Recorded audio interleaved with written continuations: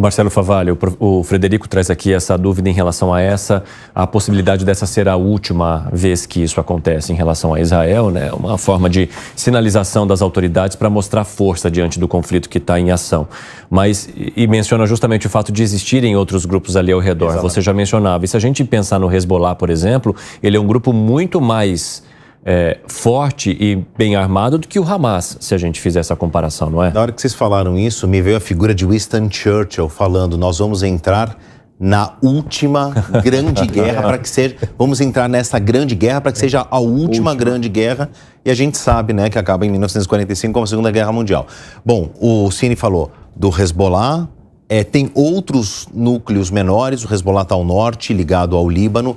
O Líbano está mergulhado num caos político, num caos financeiro. Então, eventuais favorecimentos, financiamentos ao Hezbollah são de agentes externos, porque o próprio Estado do Líbano mal se sustenta por si só. Falei da Jihad Palestina Islâmica, que é menor com relação a esse. Posso trazer um outro elemento, como se o nosso tabuleiro de xadrez já não tivesse tão cheio, que aí talvez haja uma solução, que é o Fatah. O Fatah da Cisjordânia tem, pelo menos nos últimos anos, um perfil mais moderado. Tem outras lideranças palestinas dentro da Cisjordânia. Eu não estou mais falando da faixa de Gaza, agora estou falando de um enorme bloco ali territorial que fica mais a leste, acertei? A leste. Leste. Né? Fronteira com a Jordânia. Perfeito, lá do leste de Jerusalém ali. Exatamente. Você tem ali a Cisjordânia, que é um outro bloco onde moram também palestinos, e tem o Fatah. A autoridade palestina está ali em Fatah, está ali na Cisjordânia. De Jerusalém Oriental, né? Exato. Fatah pode ser algo que emerge aí no meio desse... Fatah que foi derrubado pelo Hamas na faixa de Gaza. Com uma guerra civil. Dizem que foi com eleição, com guerra civil. O professor Acaso falou que em circunstâncias ainda não esclarecidas. O Hamas vence e depois surge um conflito entre o Fatah e o Fatah ele sim, eliminado da faixa de Gaza. Agora o Fatah, para haver uma cisjordanização, como o professor mencionou, seria uma solução talvez para a faixa de Gaza, enfim. Frederico. Peraí, mas desculpa, Frederico. Imagina. Vou peixar. Mas aí talvez o que a gente chama de solução abre a porta para um outro problema. Quando a gente fala de Cisjordânia, tem ali uma faixa entre a fronteira Israel e Cisjordânia, que é a Cisjordânia ocupada, né? Que são os colonos judeus dentro de um território... Que é o que tem evitado os ataques, como o professor expôs. Mas dá calafrios para os moradores árabes palestinos da Cisjordânia. A gente não aumentaria, no melhor sentido aí, né? Estou falando um pleonasmo, né? Esses calafrios também dentro da faixa de Gaza, quer dizer, o árabe palestino que tinha ali, está mal instalado dentro da faixa de Gaza, mas tem um território, agora eu vou ter que dividir com a presença de Israel, que tinha conquistado, quer dizer, estou colocando aqui outro elemento, né? Talvez a saída, estamos apontando com a solução, não vai levar uma porta para um outro problema a médio prazo? Favalli, deixa eu colocar um ponto. A Cisjordânia, Israel impediu que ela encostasse no Rio Jordão, para ela não fazer fronteira com a Jordânia. É um território... ele é um território, é um enclave. Ele é isolado, ele é um enclave dentro do território. Ele não permitiu que encostasse.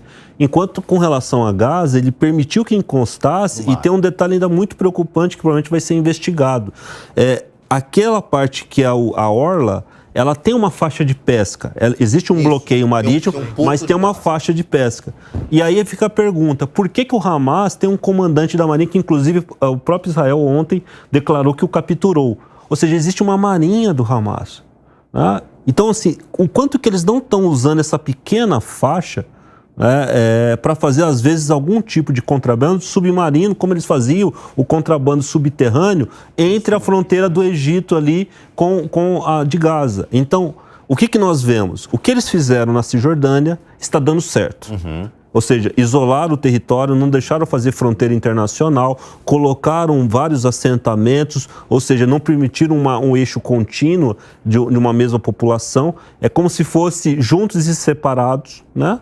E aí, enquanto que lá no caso da Gaza, o experimento foi outro, né? Com fronteira internacional, com acesso ao mar, com homogeneização étnica. E aí o que nós vemos?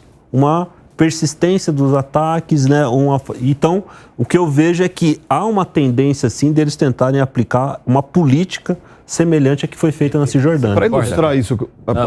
Pode falar, Maurício. Não, eu tenho uma ilustração, porque eu sou de família judaica, eu frequento Israel, eu costumo ir lá quase uma vez por ano, e na última vez que... Quando foi? Qual foi a última vez que eu fui foi em julho do ano passado, que teve a Maccabeia, fui até com o Dr. Daniel Bials, que teve a Maccabeia como se fosse uma Olimpíada judaica, vai gente do mundo inteiro e tal. Esse tipo de situação que está se vivendo hoje era inimaginável lá. Mas o que eu queria ilustrar é a diferença entre Gaza e Cisjordânia. Eu gosto de ir a Belém, e no local do nascimento de Jesus Cristo, ainda que como judeu é muito emocionante, é um local de interesse enorme. E você entra ali no território palestino, na Cisjordânia, você tem que deixar o ônibus brasileiro, deixar o seu guia brasileiro, você faz como se fosse uma alfândega, entra lá com um guia palestino, um motorista palestino, óbvio que nós vamos em grupo, para visitar, mas com toda a segurança.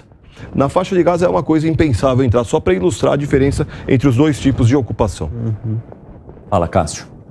Não, é um pouco isso, retomando o que foi dito pelo professor sobre a situação interna de Israel. Israel, nós falamos, estava enfrentando um conflito interno, a oposição dizia que a extrema-direita, que ascendeu ao poder com Netanyahu, estava praticando atos antidemocráticos, e o professor disse que essa extrema-direita que dará a resposta para esses atos terroristas e ela vai se empoderar.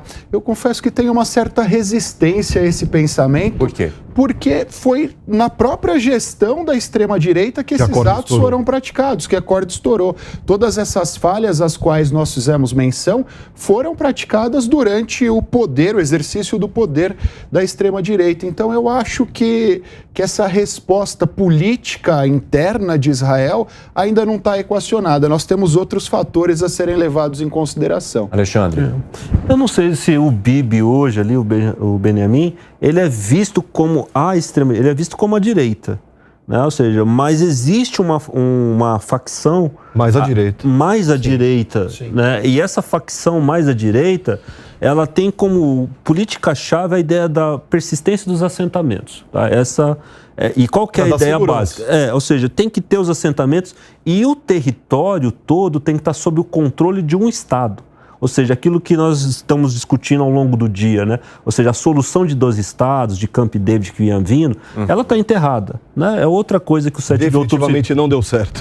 Ou seja, tudo que as pessoas achavam que um convívio de 2 estados, isso não vai ocorrer, né? Ou seja, agora há uma prova e a tendência é que essa extrema-direita que defende um estado, né? Um estado controlando todo o território, controlando a Cisjordânia e controlando Gaza, ela tende agora a usar isso como plataforma. E aí nós vamos ter que ver se o Benjamin vai chancelar por completo isso ou ele vai tentar uma atitude um pouco mais moderada, né? Eu não sei como ele vai agir, mas pelas falas que eu vi de ontem para hoje, inclusive o discurso que ele fez hoje, a tendência, o que eu tenho visto, é que ele está anunciando, sim, um endurecimento e talvez ele adote a ideia da retomada dos assentamentos. Seria essa a minha aposta. Tá? Eu acho que Israel caminha para uma volta à ideia de recolonização de todo o território e controle completo do território para acabar com as fragilidades de fronteira e de divisas.